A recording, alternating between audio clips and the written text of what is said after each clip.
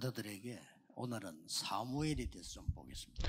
Para sa mga remnants, tingnan natin ngayon ang patungkol kay Samuel.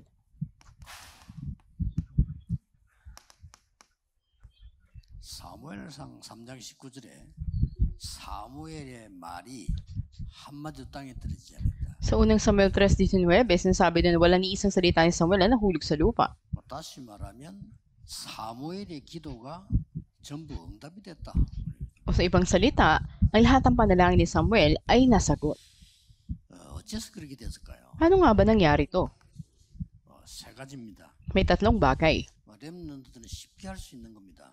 Una, ito ay madali para sa mga remnants na gawin. 사무엘이 어릴 때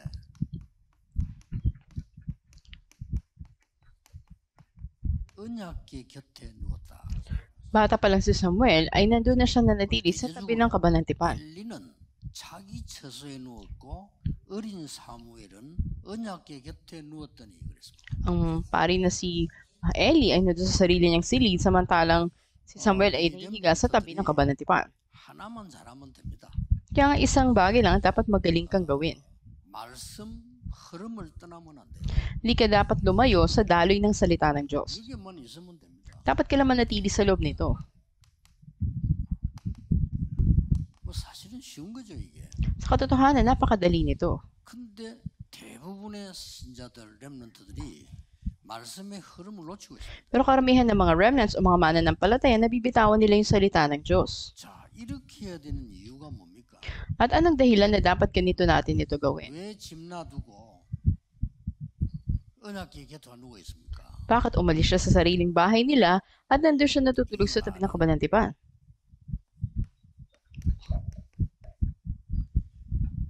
과거를 정확한 말씀으로 바꿔야 돼요. Dapat na baguhin ninyo ang inyong nakaraan tungo sa ganap na salita ng 이게 Diyos. 아주 중요합니다. Ito ay napakahalaga. 단순한 말씀이 아닙니다. 정확한 말씀으로 바꾸는. Sa simpleng salita, baguhin nyo yung nakaraan nyo patungo sa tiyak o eksaktong 어릴 salita. 때부터 언약궤 곁에 와서 집중했으니까 쉽게 이해하겠죠. At madali na masasabi natin ito dahil mula pagkabata, may konsentrasyon na siya. 여기에서 완전히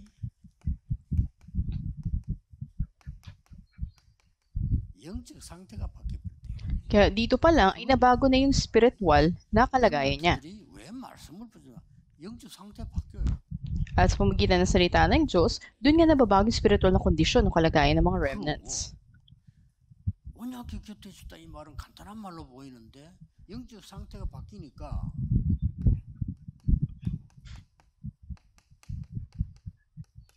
이게 돼버려요. Nabago ka din ng spiritual na katayuan kaya naging spiritual na mga summit sila mula pagkabata pa lang. 나이는 어린데 영적 서밋이 딱 돼요. Bata man sa edad pero spiritual summit na agad sila. 이래가지고 완전히 가문가마 나라 치유하는 일이 벌어졌어요. Kaya nangyari dito na nagkaroon ng kagalingan ang pamilya, ang tahanan at ang bansa. 사무엘 어릴 때 꾼 그 음성 들은 게 이겁니다. At makikita natin, ito yung mga salita na napanghawakan ni Samuel mula pagkabata niya. 힘을 주고요. 서밋 만들어서 이 치유해야 되는 이 부분을 얘기하죠. Binigyan siya ng spiritual na lakas, siya yung naging summit, at nagdulot siya ng kagalingan. 드디어 하나님의 음성을 들은 거예요. At dapat na mapakinggan ang tinig ng 하나님의 Diyos. 음성을 들었단 말은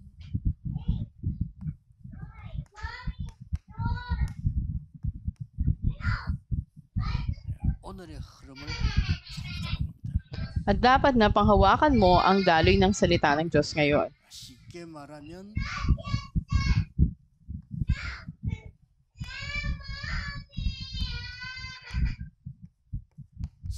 사무엘은 어릴 때 그 있는 것에도 어려운 겁니다. Sa madaling salita, may kita natin mula pagkabata ni Samuel, may mga kahirapan siya. 우리에게는 어려운 현실이 있지 않습니까? Di ba sa atin din, may mga panahon na nahihirapan tayo? 정확한 말씀. 그걸로 끝입니다. 여러분이 과거 해결해야 되는데 정확한 말씀 붙잡고요. 오늘 어려움 많잖아요. 이걸 정확한 말씀 붙잡는 겁니다. Dapat nalutusin niyo inyong nakaraan sa pamagitan ng tiyak na salita ng Diyos at yung mga kahirapan niyo sa kasalukuyan, panghawakan niyo ang tiyak na salita ng 말씀 있는 걸 Diyos. 잘 모르고 있거든요. 말씀을 붙잡는 게 아니고 정확한 말씀을 붙잡는 At hindi lang basta salitang pinanghawakan nyo, dapat yung eksakto, yung tiyak na salita ng 사실 Diyos. 그건 끝입니다. At sa katotohanan, tapos na. 응답은 언제 하냐? 그건 하나님이 하시는 거죠. At sino ang magbibigay ng sagot? Ang Diyos. 쉽게 말하면 이스라엘에 대한 얘기를 한 겁니다. Sa madaling salita, patungkol sa Israel, 하나님 음성을 들려줬어요. na mapakinggan nila ang tinig ng Diyos. 엘리에 대한 얘기를 한 겁니다. At patungkol din kay Eli. 그래야 놀라지 않지. 엘리는 어떻게 될 거다. 하나님이 이제 들려준 겁니다. At hindi tayo magugulat bakit ito yung nangyari kay Eli. 교회에 대한 얘기. At patungkol din sa simbahan o sa church. 렘넌트는 정확한 언약만 붙잡고 있었는데 국가를 살릴 수 있어요. Kung ang remnants ay tiyak na panghahawakan, ang tiyak na tipan ng Diyos, kaya niya iligtas ang isang bansa. Kaya't napakalaga ng paghawak sa salita ng Diyos. 붙잡는다는 말은요. 적용이 벌써 달라요. At ang paghawak sa tiyak na tipan ng Diyos, iba ito kapag in-apply na sa buhay. 내게 맞도록 말씀을 끌어당기는 게 아니고 복음에 맞도록. At hindi akma sa sarili mo, kundi akma doon sa mabuting balita. 살리는 언약에 맞도록. At ito yung tipan na magiging magliligtas sa iba. 아니 죽이는 언약도 정확해요. 그렇죠? Maging ang tipan na pumapatay, ito ay 그 하나님이 eksakto. 원하시는 게 아니라 이 말이에요. Pero hindi ito ang nais ng Diyos. 아니 죽이는 언약도 언약이에요. 그렇죠? Ang pumapatay na tipan, ito rin ay pangako o 원하시는 tipan. 정확한 언약이 아니다 그 말이에요. Pero hindi ito ang tiyak na tipan na 오늘 nais ng Diyos. 여러분이 과거 현실을 살리는 언약의 말씀을 딱 붙잡았어요. Kaya panghawakan nyo ang tipan ng salita ng Diyos na 이렇게 luluto sa inyong nakaraan, maging sa inyong kasalukuyan. 그러면서 사무에 대한 일어나는 하나님의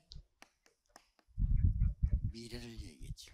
Sa gayon ay patungkol sa kinabukasan ni Samuel. Ano naman ito? 쉽게 말하면 이루어질 하나님의 나라에 대한 얘기. Sa madaling salita, ito yung magaganap na kaharian ng Diyos na darating. 미래를 완전히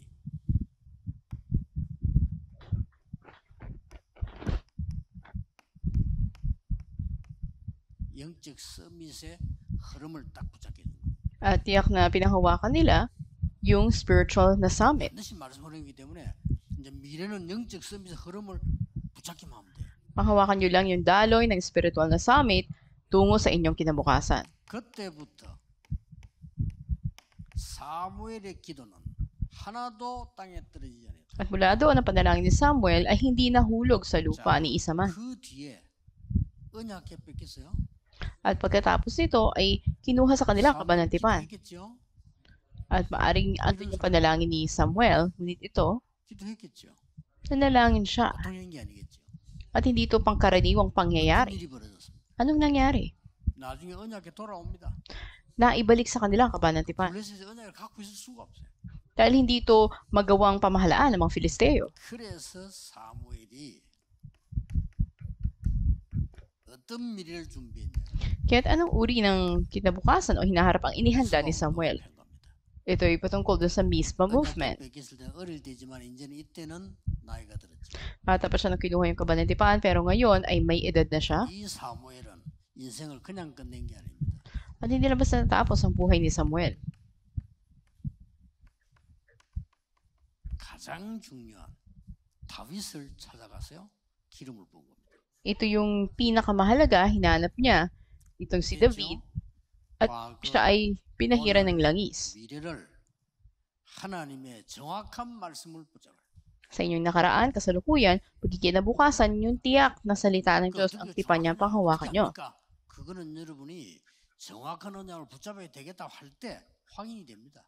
Paano nyo ito matitiyak kung ito yung tiyak na tipan ng Diyos kapag nagkaroon kayo ng desisyon na nais nyo na itong panghawakan? 갈때 가도 되고 말아도 되고 하면 확인이 안 돼요. 그러나 꼭 가야 된다 할 때는 틀린 길도 가면 확인돼서 바로 가요. At halimbawa, may pagpipilian ka, tama ba itong daan na to o mali ito?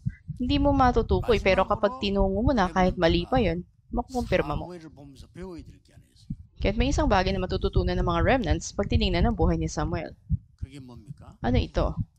꼭 배워야 됩니다. Dapat nyo itong matutunan.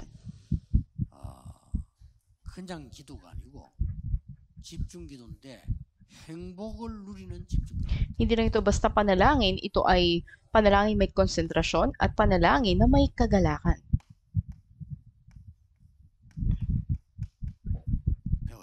Dapat nyo itong matutunan. 그냥 집중기도는 힘들잖아요. 행복을 누리는 집중기도. At hindi lang concentrated prayer, pero ito yung concentrated prayer na nararanasan mo yung kasiyahan, 갑작스럽게 어느 kagalakan. 날 응답 옵니다. At magugulat ka na sa sagot na 그런 darating. 일이 벌어져. Ganun ang mangyayari. 어느 날 막 전 이스라엘이 뒤바뀌는 역사가 일어납니다.